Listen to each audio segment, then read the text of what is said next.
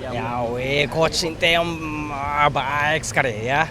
Saya respect ya Korean football ya, saya orang Jepang ya. Jika lawan Jepang Korea ya katanya ya susah, tapi saya respect coach Sinteyong ya, dia dari mulai ranking 170-an ya, cuman 4 tahun sudah jadi 120-an ya. Ya, ya saya respect coach Sinteyong.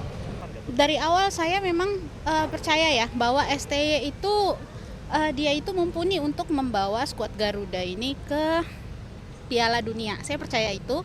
Dan kalau ada orang yang ngomong STY out itu, menurut saya orang-orang yang cuman pengen menangnya aja. Indonesia ketika menang, tapi giliran kalah, apalagi kita kemarin kalahnya itu adalah sama raksasa Asia ya, sama Jepang gitu, dengan skor yang lumayan telak ya, 4-0 gitu. Kayaknya nggak etis ya kalau seandainya STY langsung di cut, langsung di out gitu, seperti itulah.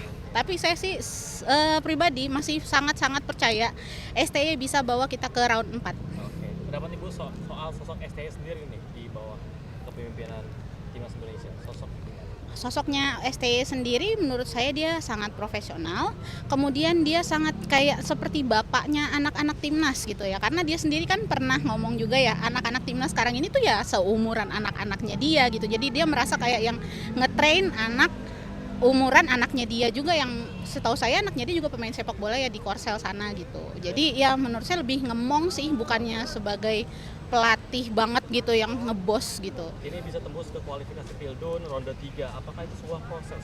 Sangat-sangat proses yang luar biasa sih menurut saya untuk sebuah negara Asia Tenggara ya. Yang lain kan sempat masuk juga ya dengan juru kunci, sedangkan sekarang kita dengan kemenangan tadi kita bisa tiba-tiba jos ke peringkat 3 gitu ya, mengalahkan kita nyalip Arab Saudi bahkan gitu.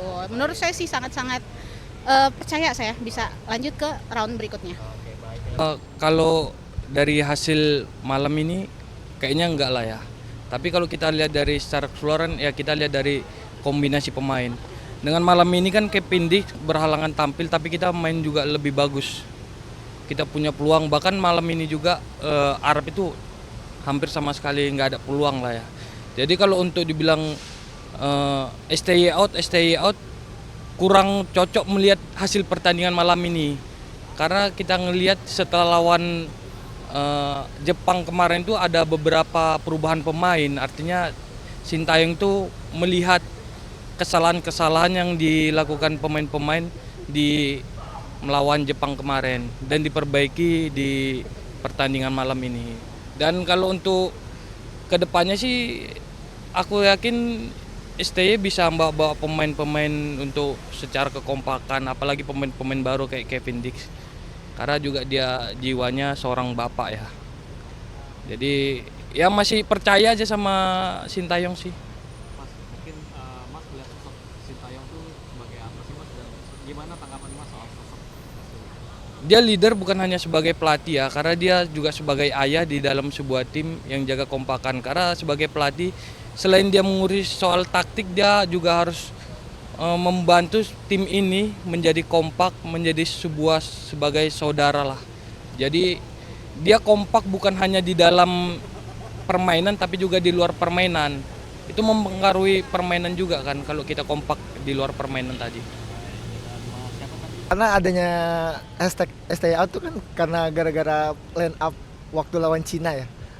Dia salah memasukin pemain beberapa sedikit. Menurut saya nggak fair sih.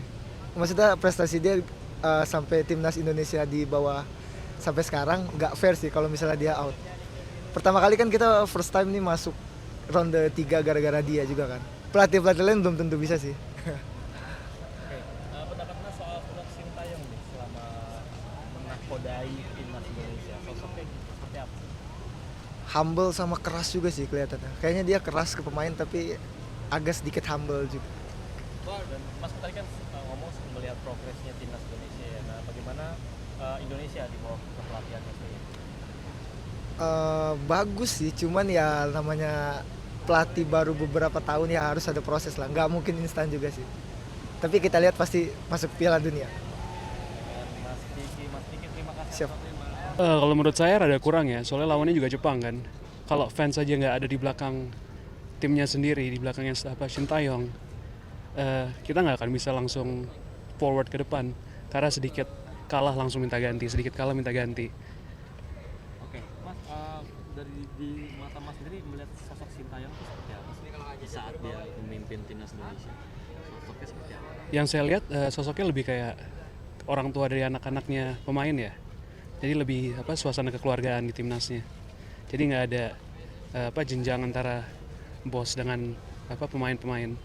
Itu yang dibutuhin sebenarnya dari semua tim kan. Kita udah hampir 3 tahun lebih atau 4 tahun gitu ya STY menakodai timnas Indonesia.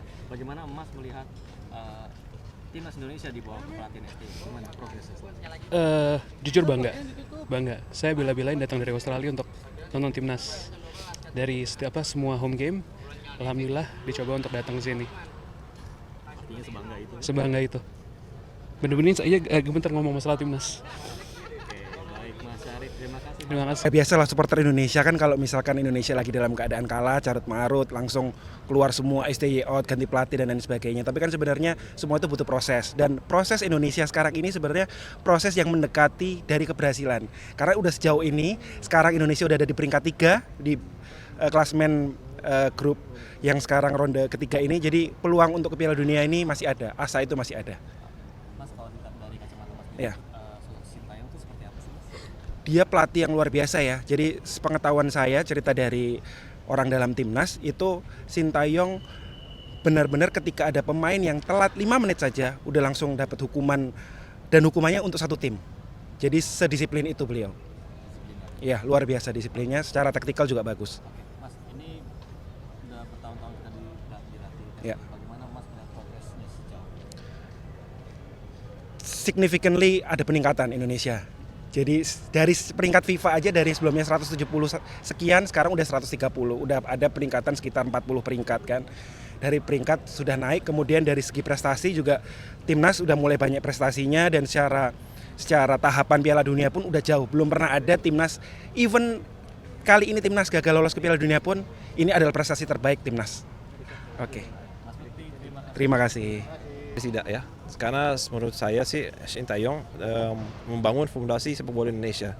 Dia datang tahun awal 2020 pas mau mulai COVID, dan dia tuh berani untuk benar-benar berubahi fondasi sepak bola Indonesia. Dipotong generasi, dia bisa juga cara permainnya juga beda, dan juga benar-benar menunjukkan bahwa dia bisa meraih prestasi Piala Asia U23, Piala Asia Senior, dan ronde 3 Piala kualifikasi Piala Dunia. Dan sekarang ini juga pertandingan yang luar biasa ya, Indonesia menang di pertama kali di ronde 3 kualifikasi Piala Dunia. Menurut saya si Sintayong itu butuh respect yang luar biasa, dan menurut saya Sintayong tidak boleh out.